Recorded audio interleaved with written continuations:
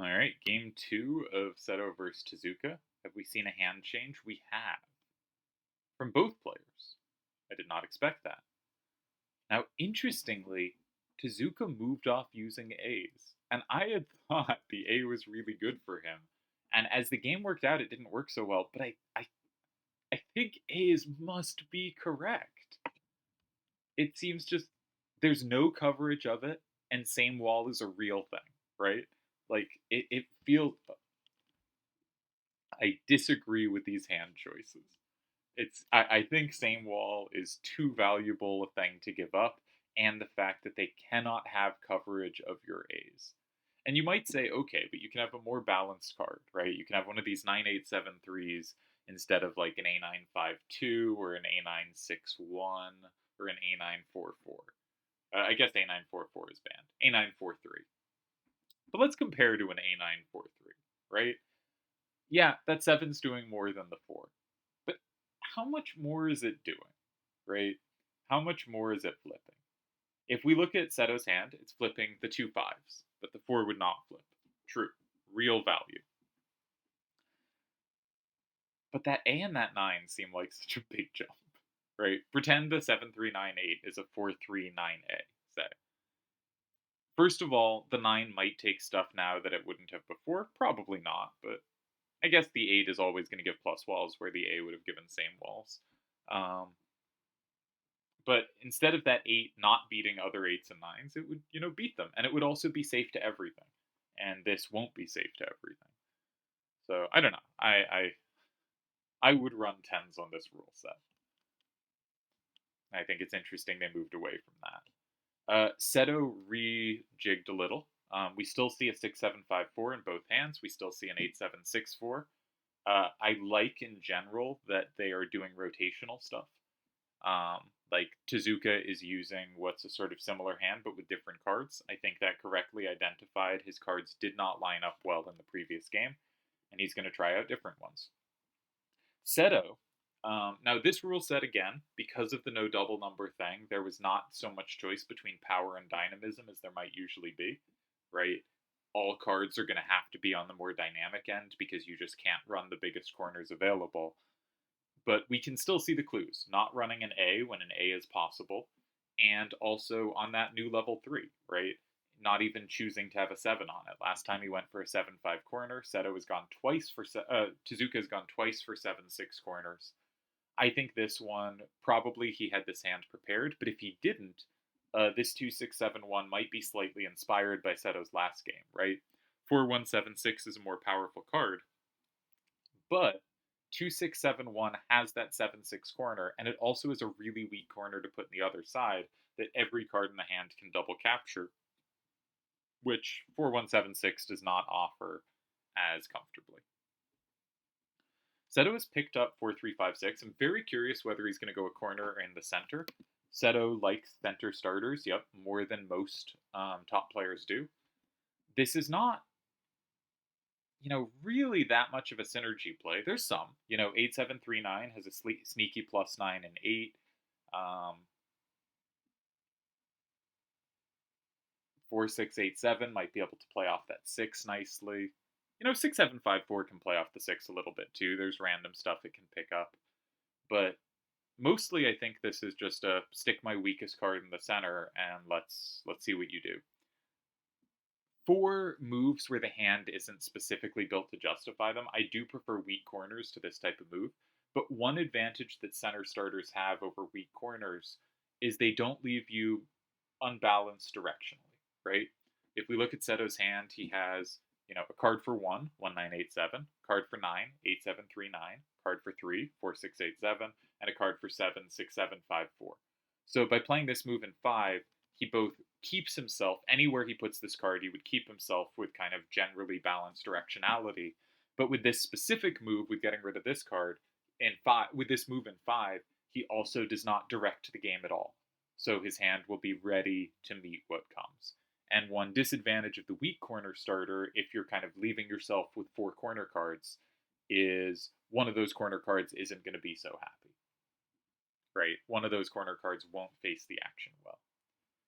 Now, If we're Tezuka, I would probably be looking at corners first, but I also want to say, if we look at Seto's hand, I think very clearly it is better side to side than up down, right?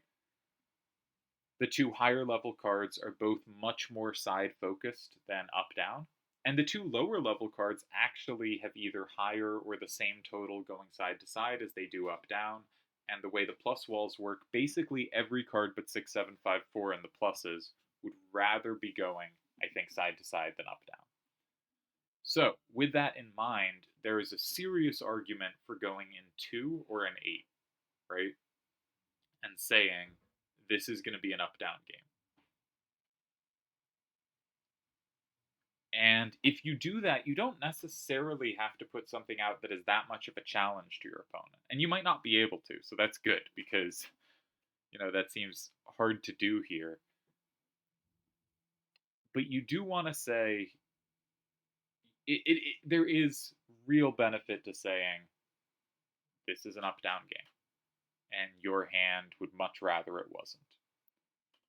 Now, I think the 6, 7, 5, 4 is weirdly sweepy in a lot of lines. Like, if you think about putting a card in 2, Seto's moves in 1 all are covered by 6, 7, 8, 4, except that annoyingly 6, 7, 5, 4 sometimes has the combo back there. So my instinct, I guess, is 8. Is that a good instinct? What does Seto have facing up? It's hard to control Seto's 8, 7, 3, 9. But I guess 7, 3, 9, 8 with the 7 facing up at least never gets comboed.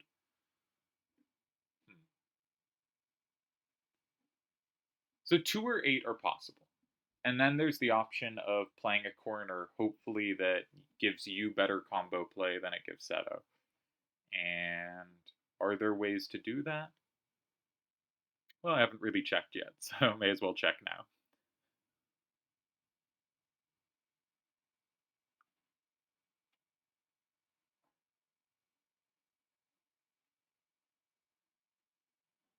I really wish the hand had an A in it. Just makes it so much easier to, like, not necessarily have safety now, but have a recapture that then has safety.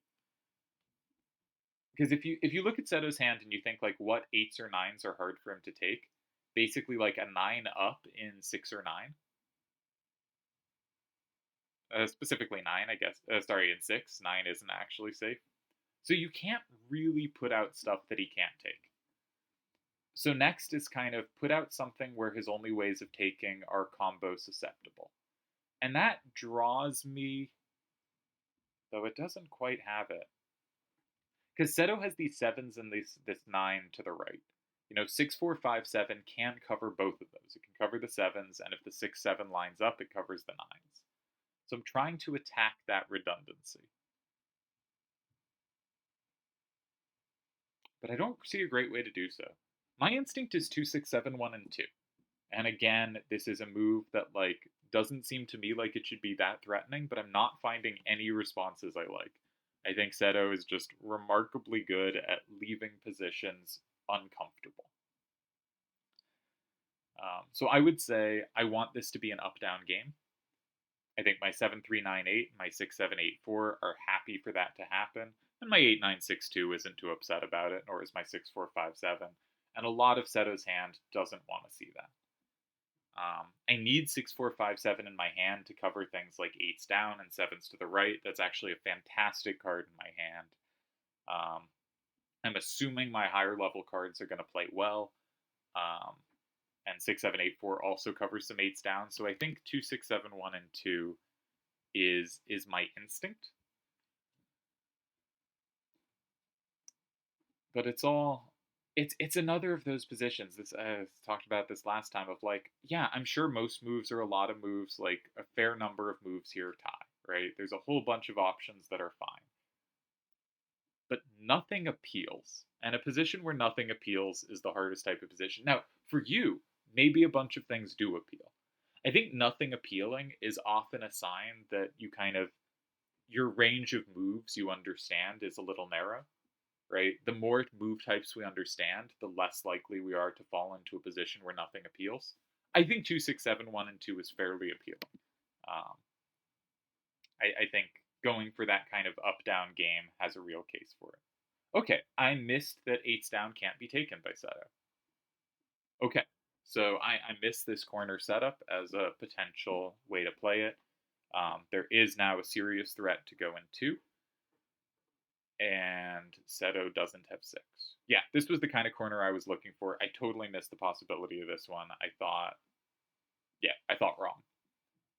So this makes sense for one of the corner moves. I do think if you were going to go in a side, 2 or 8 is the way, and probably with 2-6-6, 2-6-7-1 and 2. At least that's my best guess. Okay, Seto's perspective. Many squares you can think about going in. One thing to note is 8-9-6-2 landing in 1 for Tezuka cannot be comboed, and can only be taken by 8-7-3-9, which uses up a lot of pretty useful power. So if Seto wants to force the action, stick something in 2, say, I can't take that, I'm going to get rid of it. Tezuka does have recaptures that don't walk into combo trouble. And 8-9-6-2 also, through combo, covers 8-7-3-9. So Tezuka only needs to hold on to 1 card for 1 to cover moves in 2. Which, if Seto can find some way to make the action happen elsewhere, is nice, because if you need to hold on to multiple cards to cover a square, and you have to play elsewhere for a bit, suddenly it's hard to hold on to all the cards and respond to the things you need to. I like this move. And my phone's making noises.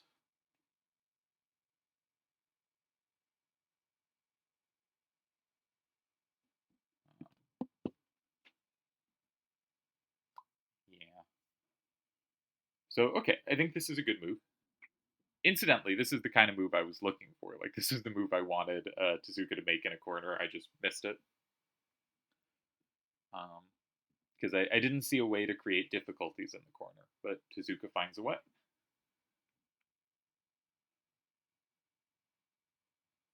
Felt to me like there should be a plus. That 1987 should be able to plus this in 6. But obviously, addition is very difficult.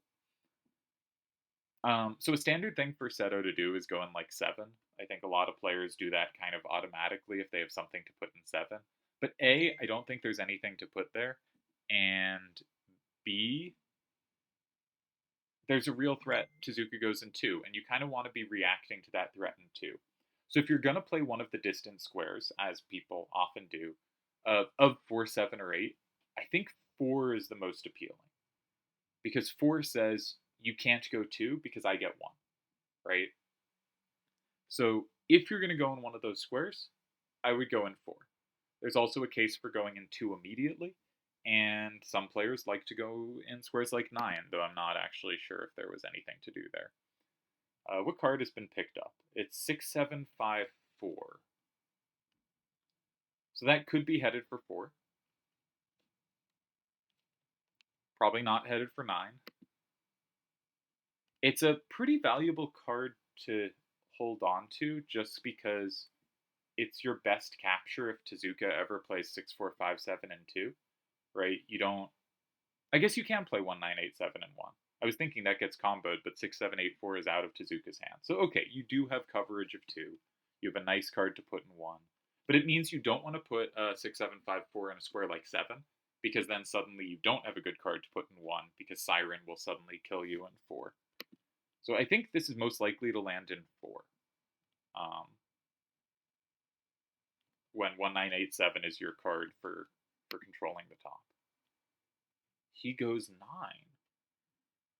It's so interesting to me to use a card that says the right side of the board is going to fill up, that has power to the right? That seems like directly applicable to that. But I guess all of the hand has play going right.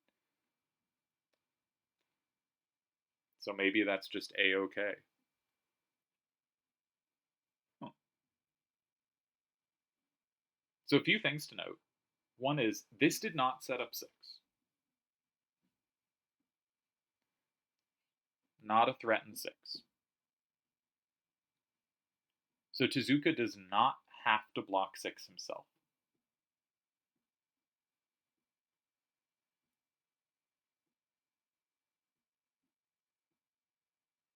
All right, a few things. One is, I don't think it would be absurd for Tezuka. Like, there's so many ways to play this, right?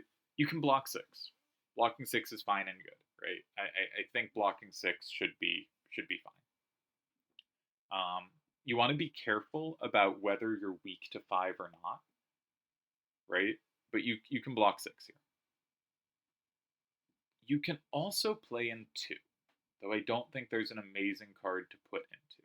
But you can play in two. Something like 6, 4, 5, 7, and 2. Seto plays 1, 9, 8, 7, and 1, but you can do that. One thing to note is Seto's 8, 7, 3, 9 landing in 8 is like clearly what Seto wants. So it would be nice to sequence it such that he doesn't get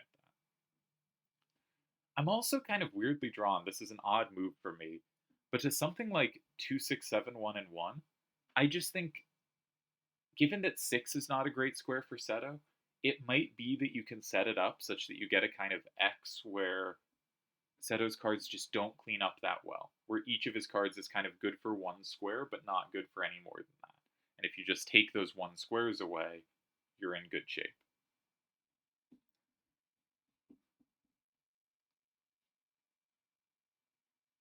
But man, I don't know. I was not expecting this.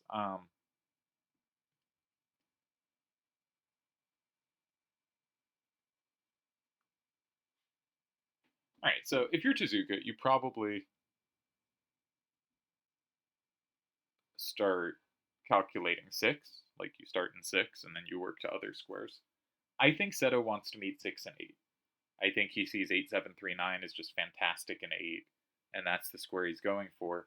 And then Tezuka kind of needs to block two, and he doesn't necessarily have a great way to do so. But one redeeming feature is Seto has no up power. So any line like, say, 7, 3, 9, 8, and 6, 8, 7, 3, 9, and 8, 6, 4, 5, 7, and 2, 1, 9, 8, 7, and 1, 8, 9, 6, 2, and 4 is a tie. You don't actually need to capture anything. You just need him to not capture. I mean, you need to flip 5, but you already flipped 5. So you don't need a capture. You just need him not to take. And if Seto starts in 7 rather than 1, so if we go 6, 8, 2, 7, 8, 9, 6, 2, and 4 also holds fine. No, it doesn't. 1, 9, 8, 7 sweeps you. Sorry, so if they go in 7, you go in 4 without getting swept, ideally. Right? Because you're up 6-4. So you go, say, 2, 6, 7, 1, and 4. And now 1, 9, 8, 7 does double capture, but you were up 7-3. So you probably end up going in 6 here, but there's a whole bunch. This feels like the kind of position where there might be something to throw. I'm going to start typing it in. Tezuka, or Seto Tezuka. 4, 3, 5, 6, 5.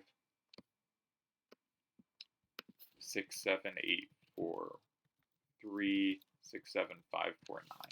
Incidentally, I do think this is the kind of game you have the chance to attack Seto. There's so few games you get that chance, but like he plays a 5 starter that lets you set up something difficult for him, and suddenly he is playing a move where he doesn't have a capture in 6.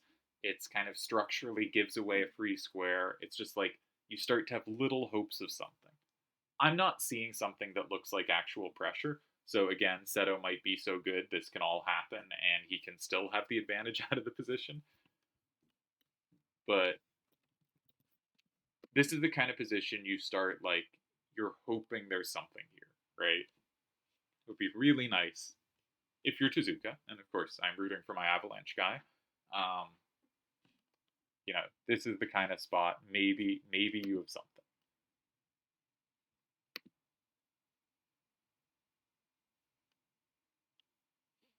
We're going to check messages. Everything running slow because I'm recording. Recording really takes up a lot of the computer's processing power.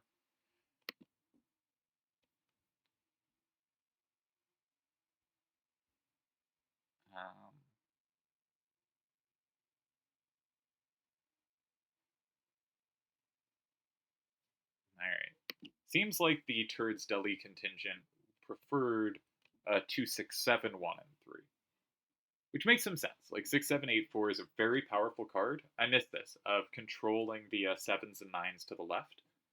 And 2, 6, 7, 1, while not quite as big a threat, right? It doesn't have full safety to 6. Is a very annoying card for Seto to try to take. I think that was a nice idea as well. So I wanted 2, 6, 7, 1, and 2. Tezuka played 6, 7, 8, 4, and 3. Delhi wanted 2, 6, 7, 1, and 3. All interesting ideas. I think I'll start putting in the hands because, again, I am lazy and incompetent. But I don't think there's anything here. And I think as always seems to be the case against Seto, I think you've got to be careful to make sure you're holding here. And Tezuka using up all his time. He probably moved well before now, but I haven't reloaded in a bit. So let's see what happened. He goes 2. Now, 2 is weak to 1, right? 3 is safe, but 1, 9, 8, 7 is landing in 1, and you need something there.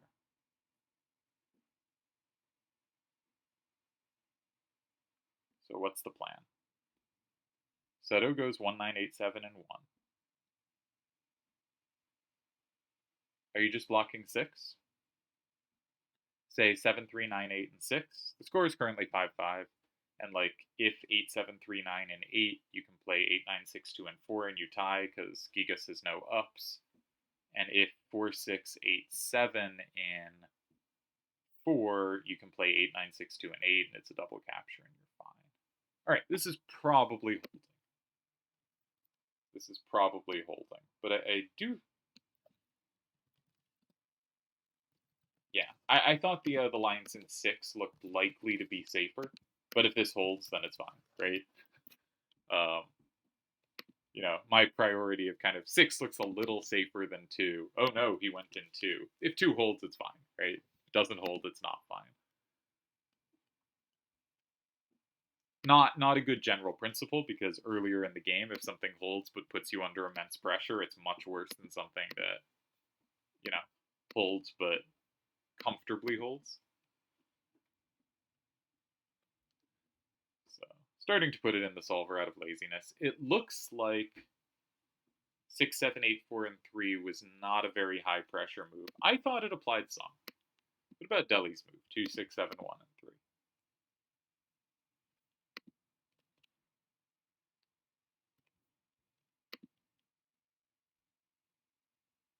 He likes Delhi's move a little more. And what about my move? Go me. Again, though, win, tie, loss counts, as I've talked about many times, are not very relevant. It likes my move a lot. So, after Tezuka's move, Seto had 6 moves that lose. After Delhi's, Seto had 14 moves that lose. After mine, Seto had 20 moves that lose. That is not, however, a great way of counting, because it could be that the 8 moves that tie there are really easy to find. As we've said, kind of vague positions can be really tough.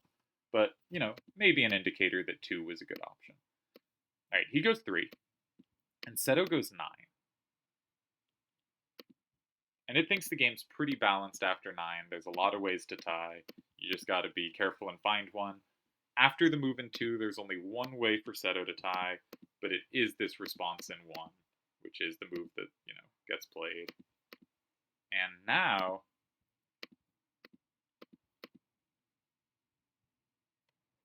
wait, is that right?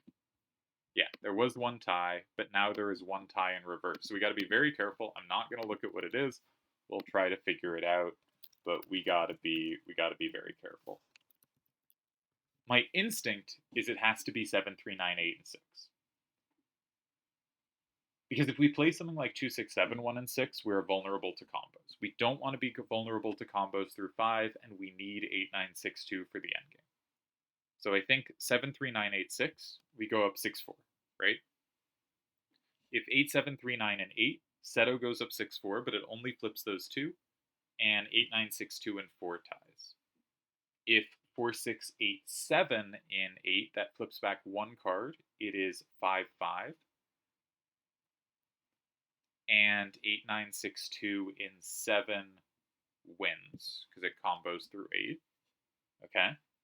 If 4-6-8-7 and 4, that flips one card, it's 5-5. 8-9-6-2 flips one back, and 8, it's 6-4. They flip one back, tie, 5-5. All right. If 8-7-3-9 and 4, I'm just checking everything. 8-9-7-3 and 4, it's 5-5. You can play an 8 with a Siren, 8-6-4. They don't combo back, 5-5 tie. And is there anything in 7? It's very hard for there to be anything in 7 because Gigas in 7, 8-7-3-9 is bad in 4, and yeah, that is true, even though there's no capture against Gigas in 7. Oh, there is. There's 2-6-7-1. Okay, so that's definitely not it. And 8-7-3-9 and 4, Gigas is poor in 8, and you can go in. Sorry, 8-7-3-9 and 7, Gigas is poor in 8, you can go 4. So, okay, I think it's 7-3-9-8 and 6. Am I right? Let's find out. It is 7-3-9-8 and 6. Kind of the only move that makes much logical sense. So this is one of those ones where like the solver's like one tie, and you're like, oh no, how scary. But I think in practice, like the first move you consider doing is the tie, and it would be a little weird to go somewhere else, right? You need a lot of justification. So we should be seeing 6 shortly, and Tezuka should hold a second time. Yeah. And I think Tezuka playing in 2. Any move that ties there, if there's not a win, I'm fine with, right? But I also think we're seeing Tezuka under a little more pressure than Seto is, right? First game more so than this one, but we're seeing positions that are a little bit dangerous. Care is needed. I was thinking a while back that I think this was true in the first tournament, that basically in any match where someone was clearly ahead in some games, they ended up winning the match. There was almost never a match where someone was like ahead one game but struggling to tie the next. Obviously, with more tournaments, we've seen more matches, and we have seen some instances of that. But it's been pretty rare for someone to get in serious trouble. Not necessarily losing, but like positions where it's very dangerous for them, and managing to hold those and later win the match. Like, I do think trajectory has been important as a predictor. Actually, for example, the last time Seto lost a tournament match, because he doesn't lose many, was against Akiyama in the Triad Wars 14 semifinals, I want to say. That sounds right to me. Might be wrong. He also lost a clan league match, but in single player majors. That's the one that comes to mind. And in that match, I thought Seto was favorite coming in because Seto's fantastic and Akiyama is merely excellent. But looking at the games, it was, I thought, pretty clear Akiyama was slightly outplaying him, that Akiyama was playing a really just magnificent match. And so where I thought Seto was the favorite, I kind of moved as the match went to neutral to Akiyama, and Akiyama did end up winning it. So I think there is evidence in how the games are going, even if they're not decisive. And that evidence is probably the same thing we thought coming in, of like, Seto should have some advantage. Tezuka is a phenomenal player, but Seto is Seto, and should have some advantage. Tezuka picks up the right card. I would go back to having an A in the hand if I was Tezuka. I really think... So my sort of take on Seto is basically you have to win the hand wars to beat him. Like, you're just not... It's just so hard to outplay him. And he calculates so well, so even if you do outplay him, if it's not by like a large margin, you still don't get the win. So it's just a nightmare, right? Just terrible opponent. But he will pick... Alright, so 7-3-9-8 and 6, 8-7-3-9 and 8, and we'll see 8-9-6-2 land in 4, and then 4-6-8-7 and 7, and 2-6-7-1 remaining. Um, oh, I guess technically there's a plus wall in 8. I totally missed that. Is that also a tie? I guess that's also a tie. So 8, 9, 6, 2 anywhere. I assume he'll go in 4. Yeah, it's the professional move. So my thought is basically you want something that beats Seto's hands. Now Seto is switching hands game to game so far. So really hard to target something, right? He clearly has card preferences, but they're just very difficult cards in general to target because they are so dynamic, and he is doing enough rotation that you can't say, okay, well this specific version doesn't cover X, I'll put an X, because he's going to slightly change his hand between games, and there's a very good chance that is covered in the next game. So to get the advantage needed, I think you really need to figure out something kind of fundamental to the set that he's not including that gives an advantage. And I think that chance is A's, right? I think A's are there as the option. But also, Seto is just super hard to beat. So we have a second tie. Good game so far. Again, I do think Seto's had the advantage, but also Tezuka is not just holding his own, but he is finding like the most. In game one, he goes 5, right? And there were other ties, but 5 was the most comfortable tie, and 5 actually Seto has to be a bit careful. And again here, he has a bunch of ties, but his move in 2, Seto has only 1 tie in response. Sure, it's the most standard square, but he is playing moves that actually give Seto fairly narrow paths, right? And do hold. So it's possible I'm misevaluating here when I say these games feel like some advantage to Seto. Um, and I'm also not sure on first second turn advantage. I think 2 things come to mind. One is I remember the kind of game where I broke the tournament match where I broke through as a player and made my first icon and beat my first tournament winner was against Caus Debonair, and it was a rule set where it was very split level, and he had first turn, and he couldn't find a good starter with one of the weaker cards, so he used a stronger card and ended up being stuck with weaker cards for the end. And he thought second turn advantage, right? They don't have to use all their weaker cards. I thought first turn advantaged, but that you have to use the low levels early, right? My instinct looking at this set is probably first turn advantaged. And if that's the case, then any kind of apparent, right? It's really easy to like, if you don't think about turn advantage, right? And you think, oh, I've seen 2 games, someone was slightly better in both games, looks like they're slightly ahead. It is entirely possible, oh, this rule set is a slightly first turn favored set, and this is actually very, very balanced. Entirely plausible. Will be interesting to see what happens if and when Tezuka gets a first turn here. All right, I'm gonna pause the recording and wait to see if there's another game here. Yeah, really nice game so far. Because I've been lazy and keep checking with the solver, we do know these are solver perfect games, right? No wins missed, nothing like that. Just completely accurate games. So I think it comes down to finding little advantages and finding little ways to try to get some pressure. But balanced competitive start. My thought is I want to see some more A's. That's what I'm looking for.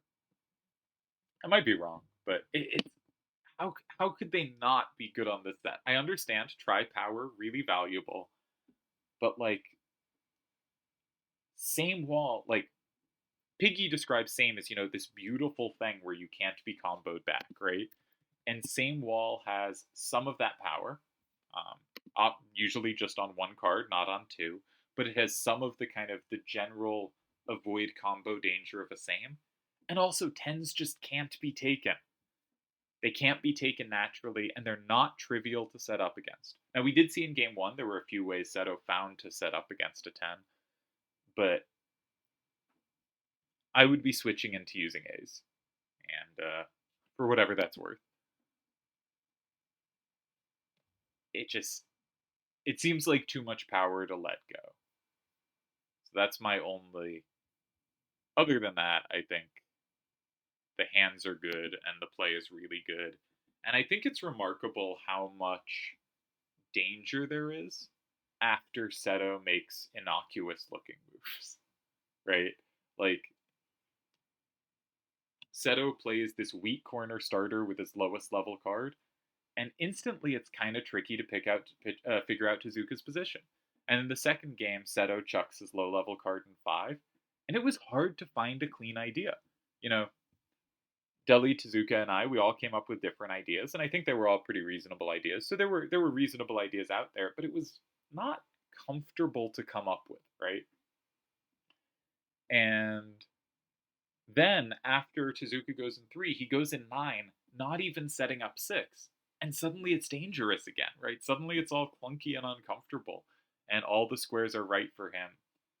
And Seto's just so good at that. And credit to Tezuka for more than holding his own so far. Um, and obviously, I'd like Tezuka to win this, and I obviously think he has a chance to win. But it is worth saying just how difficult it is to get wins for Seto. Because I'm sort of reiterating, but like, you have to be winning so early in the game, right? It hits move 6, he's going to be perfect every time. It hits move 5, he's going to be closer to perfect than like any other player. So you kind of have to be winning in the move 4-ish range, which means you've played like 1 to 2 moves and are already winning. And that's going to require either you doing something that really, really confuses him, which is hard to do, or you have a big hand advantage. Is it possible, even on this set, to have a big enough hand advantage? I don't know. If it is, again, I'm saying the same things, but if it is, it seems to me the path has to be with 10s. If it's not, then you need him to go really astray really early. And I think the way for that to happen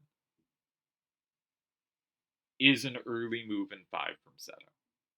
I think that's the way where, like, there's enough angles of attack that not everything can be checked, and you can just have, not had your instincts go in the right way.